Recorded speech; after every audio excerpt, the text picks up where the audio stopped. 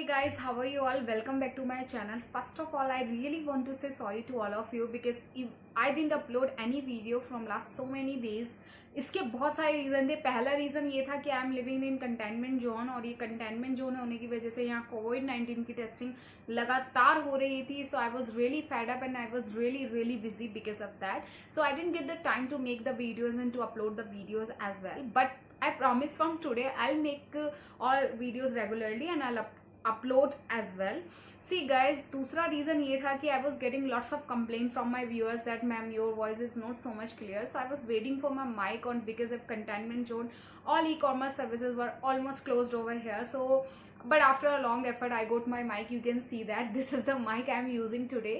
So I hope you will listen my voice clearly from today. See guys, in this video I'm gonna talk about किसके बारे में, past perfect continuous के बारे में, क्योंकि ये हमारी वो वीडियो थी जो हमारी चलने वाली थी, मतलब जो जिसके बारे में हम बात करने वाले थे।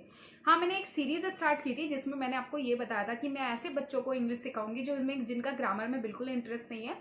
सो डोंट वरी, वो सीरीज भी बड़ी जल्दी स्टार्ट होने वाली है। I am really sorry for that कि वो अभी तक हो जानी चाहिए थी, but as you can understand the situation, ये सिचुएशन ही ऐसी है कि इसमें कुछ नहीं पता, और ये इतना कंटेनमेंट जोन है हमारा वाला कि यहाँ पर काफ़ी सारे केसेस, अभी भी 2 केसेस आज मिले हैं। So you can understand this situation, I hope.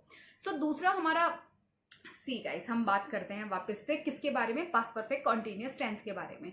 Past perfect, as I told you so many time, try to identify the tenses by their name से आइडेंटिफाई करिए। इसका रीजन है कि मैं आपको क्यों बार बार एक ही चीज बोलती हूँ।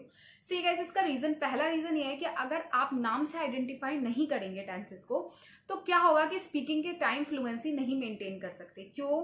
क्योंकि आप रहा था, रही थी, ता है, ती है, ते थे, चुका है, चुकी है में कंफ्यूज रहेंगे। आप ये नहीं सोच पाएंगे कि क्या यूज करना है, क्या इसके लास्ट में आ रहा है, कौन से टेंस में को ये बिलोंग करता है सेंटेंस, और इतनी देर में तो स्पीकिंग कहाँ से कहाँ पहुंच जाएगी। इसी वजह से मैं आपको बताती हूँ कि नाम देखो, अच्छा ऐसा कोई सेंटेंस है तो यहाँ यूज होगा, बड़ा आसान होता है। जैसे कि पास्ट परफेक्ट कॉन्टिन्यूस टेंस के बारे में ही अगर हम बात करें, ऐसा कोई भी काम जो पास्ट के बारे में बात हो रही है, पास्ट शुरू में आ रहा है, परफेक्ट यानी कि पास्ट में परफेक्ट हुआ हो कुछ मात्रा में, कॉन्टिन्यूड यानी कि कॉन्टिन्यूस यानी कि पास्ट में परफेक्ट भी हुआ है और कॉन्टिन्यूड भी था। जैसे कि मैं 2 घंटे से पढ़ रहा था, इस सेंटेंस को देखो, रहा था आ गया यानी कि पास्ट की बात हो रही है।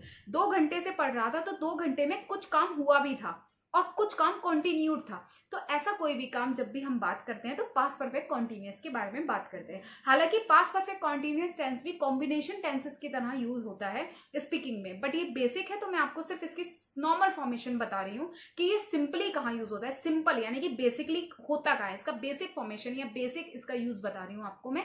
हालांकि कॉम्बिनेशन में काफी ज्यादा यूज होता है स्पीकिंग में, वो कैसे होगा वो भी हम आपको एडवांस क्लासेस में सिखाएंगे, लेकिन ये बेसिक है तो मैं आपको एडवांस सिखा दूंगी तो फिर you will get confuse again. I don't want that, आपको वो नहीं करना है, तो इसीलिए बड़ा आसान सा मैंने आपको समझा दिया कि कहाँ पे इसका इस्तेमाल होता है। अब let's get started with the note से समझिए।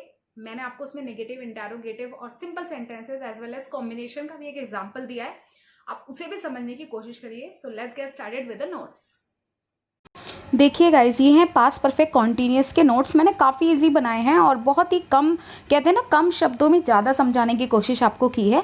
सी guys, past perfect continuous tense जो है हम कहाँ पे यूज़ करते हैं, as I told you, when we talk about that action which begins in the past and continued up another time in the past. मतलब जब भी हम ऐसे समय के बारे में बात करते हैं, ऐसा कोई भी काम जो पास्ट में शुरू हुआ है, पास्ट में ही शुरू हुआ था, यानी कि बीते हुए समय में शुरू हुआ था और बीते समय में ही कॉन्टिन्यूड भी था, यानी कि कुछ समय के लिए चल भी रहा था, सिर्फ वहाँ पर हम पास्ट परफेक्ट कॉन्टिन्यूस टेंस का इस्तेमाल करेंगे। आपको याद ये रखना है कि जितने भी परफेक्ट कॉन्टिन्यूस टेंसेज हमारे होते हैं, सब में टाइम की प्रेजेंस होती है। तो मैं स्पेसिफिकली आपको यहाँ पर ये नहीं बताने वाली कि टाइम कैसे इस्तेमाल करते हैं, तो आपको तो ये प्रेजेंट में ही सीख लेना है कि टाइम परफेक्ट कॉन्टिन्यूस में जब भी आप बात करेंगे, सभी के परफेक्ट कॉन्टिन्यूस टेंस में आपको क्या इस्तेमाल होता है, टाइम की प्रेजेंस दी हुई होती है।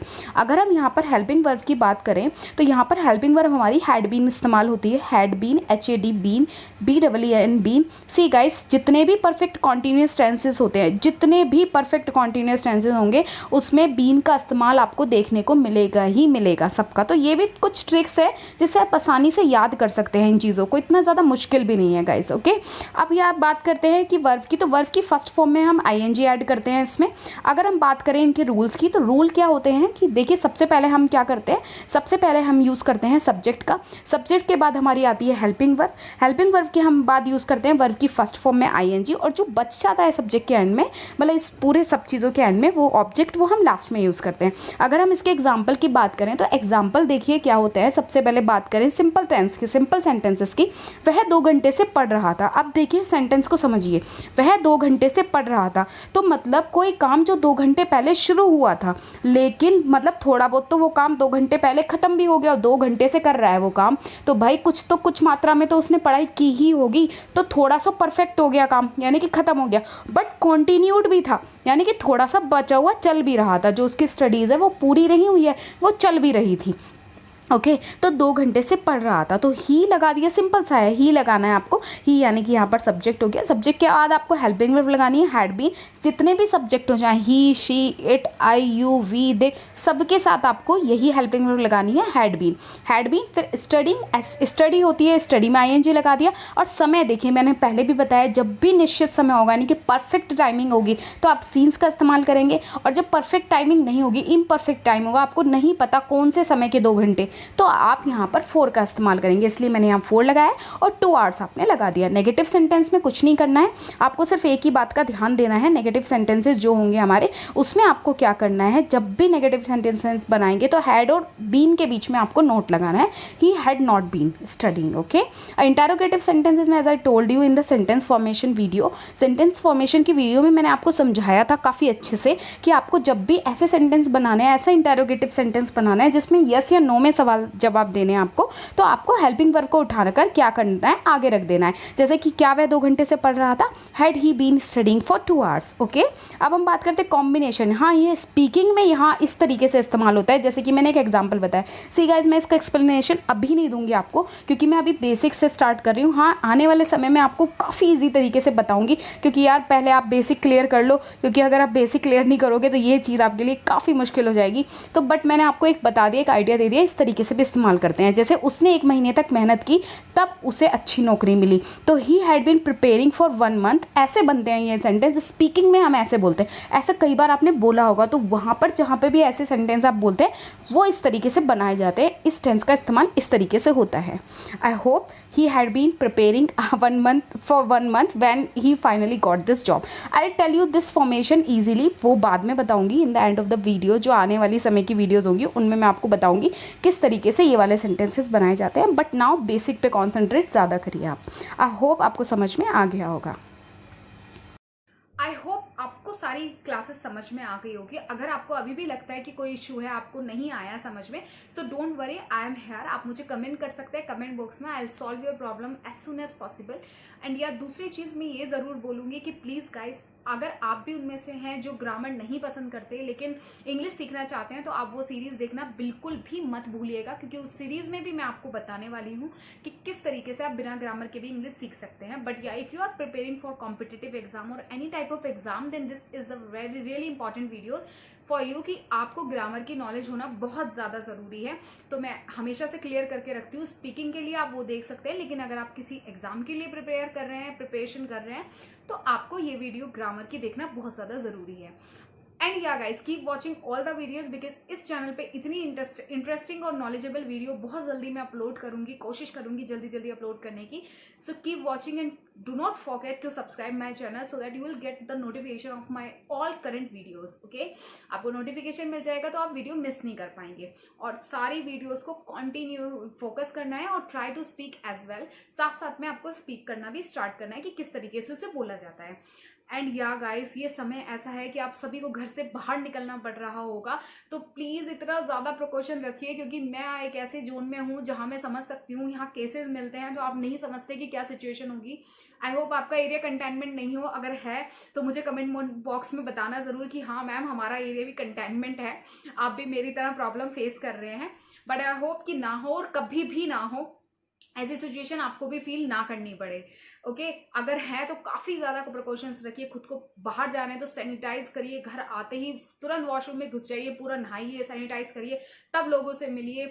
मास्क ग्लव्स का इस्तेमाल करना बिल्कुल मत भूलिए। Try do not touch your face with your hand. कहीं भी बाहर हैं तो आप अपना फेस बिल्कुल भी टच मत करिएगा।